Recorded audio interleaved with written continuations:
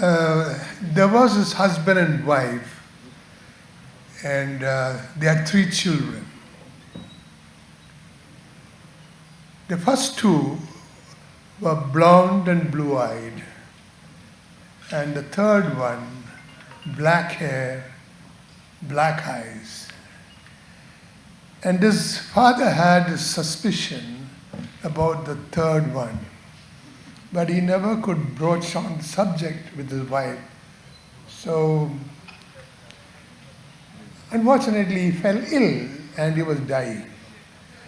And then he realized that. He called his wife and said, "Dear, I think I'm going. But before I go, I want to know one thing. Is his last boy ours?" And then the wife said, "I swear, cross my heart and hope to die, it is ours. Thank you." And he died. Later the wife said, "Thank God he didn't ask about the first 2.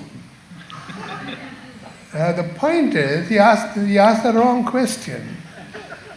And that is sad, Now, my topic is to say how to ask the right question. How to ask the question. Now, all children are born with the ability to ask questions. Those who are children, you'll know they trouble you with question, why not, if they go on troubling you. But somehow, after they go to school, they keep quieter and quieter. Indian education has a way of suppressing any curiosity. Listen to me, I'll tell you what the answer is, and you answer the same way, you get good marks. I remember when my medical college, I'm talking about 1970, somebody gave a lecture on leukemia. It was a 40 minutes lecture. He came, took a breath and started the talk. It was brilliant. Words flew out of his mouth, kept writing on the board. At 39th minute, we were flabbergasted. All these terms and all this variety of leukemia. Suddenly he turned around. For 39 minutes over.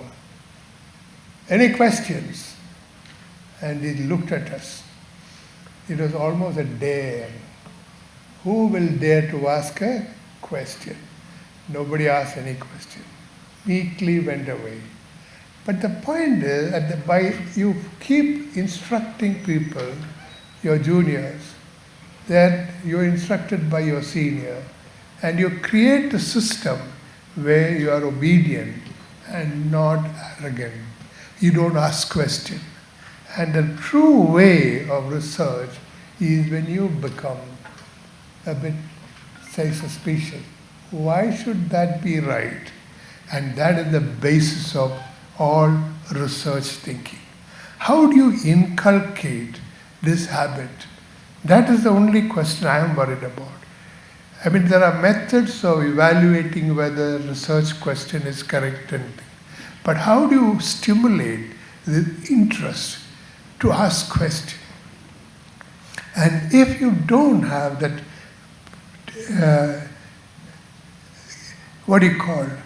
curiosity, and also a bit of feeling that maybe the old man is not right, I will have a better answer. That's what we have to inculcate. Now, I remember when I joined the college in Hopkins, I had a friend who was very keen on doing a thesis on one subject, drinking and driving. What is the association? Now, everybody knows, if you drink and drive, you will cause accident. What is so to do research about? But she had a different question. She wanted to see how closely they are associated. In other words, what is the relative risk? Relative risk is a measure of association. Why did she want to know the relative risk? Because from the relative risk, you can calculate a parameter called population attributable risk. And when you get that, You know what will happen? For example, population attributable risk is in terms of percentage. Let's say it turns out to be 75%. She can say, in California, 75% of the accident can be reduced if you don't allow people to drink and drive. So her ambition was to do that. Now there is a question is clear in her mind. What is the strength of association? How do you do it is a different matter. For example, she initially thought she'll do a randomized control trial. So we thought she'll give 100 guys half a bottle of whiskey and the other 100 lime juice and send them off into the highway. She would be picked up in no time and then she'll never do any research after that. Then he had an idea, maybe I should do a prospective study or a cohort study. How do you do a cohort study? No problem, you get all your investigators, send them to different bars and watch each one, how much the fellow is drinking. And then you keep following them up. Okay, that one, 2 whiskeys, that one, only Coca-Cola. And then you watch them, you follow them. And as the guy is struggling to get into the car, you keep watching them. And then they ask you, what are you doing? I'm doing an observational study, not ethical. The guy, she did a case control study. Now, case control study is different. You don't do anything like this.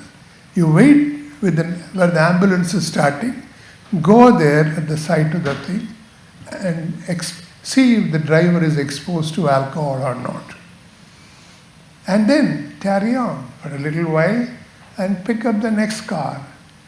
And what do you do? Excuse me, sir, do you mind being my control? And she did. And you know, the relative risk was 11. Huge. Now, that these kind of studies turned America is a place where you don't drive when you're under the influence. So, now the transformation from his idea to design is a different issue.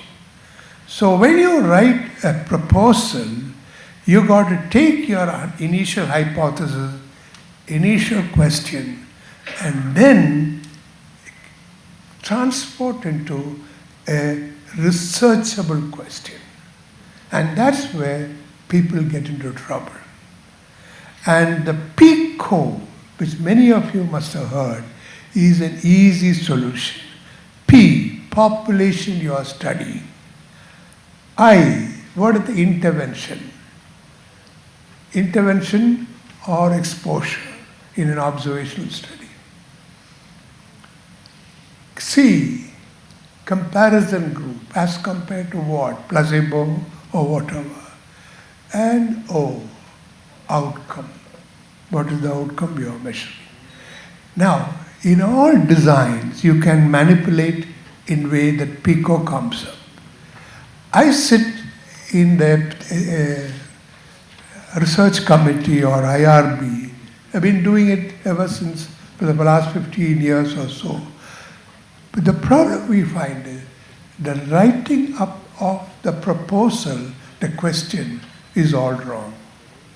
In fact, most people don't have a research question and don't have no hypothesis. Now that makes it very difficult to accept that paper as a research paper. Now there is another system by which people who are in the funding agency evaluate it. It's called FINER criteria. FINER is an acronym for losing whether it's feasible. Yeah, important question, can you do it? I is for innovativeness. These funding agencies do. But when you go for a research paper for your thesis, you don't worry about those things. You will be able to manage it. But these criteria are there for funders to decide whether you should give you money. But basically what I want to tell you is that asking question has to be encouraged at the department level. Okay? Each time you take round is an opportunity to encourage youngsters to come up with a question. And then that makes a whole difference in the culture of this place. And India needs that kind of thing because we have big professors who know everything, and that is a wrong point to start with. Okay? And we have to remember, the younger minds come up with arrogant ideas.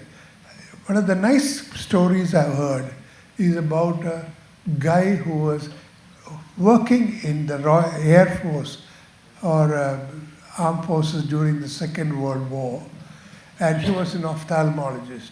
And many people used to come with injuries to the eye because the bullets will shatter the windshield and small splinters will go into the eye. So this ophthalmologist used to take away all these things, and then he noticed something very strange. Eyes don't react to these sharpeners, or rather the plastic. There's no reaction, no inflammation. He filed it away in his mind. Many years later, he was a professor of ophthalmology, and then he was showing a young medical student about how to do a cataract surgery. Those days, what you do is a extracapsular. You open up and take out all the cataractous material. And she said that there. So she said, what next? So he asked, what do you mean? You've taken out all the material, aren't you going to put back anything in it? And suddenly it clicked in his mind. Yep. And he remembered the plastic bits he used to take out from the eye. Intraocular lens came into being because there's some dumb medical student dared to ask, what are you going to do now?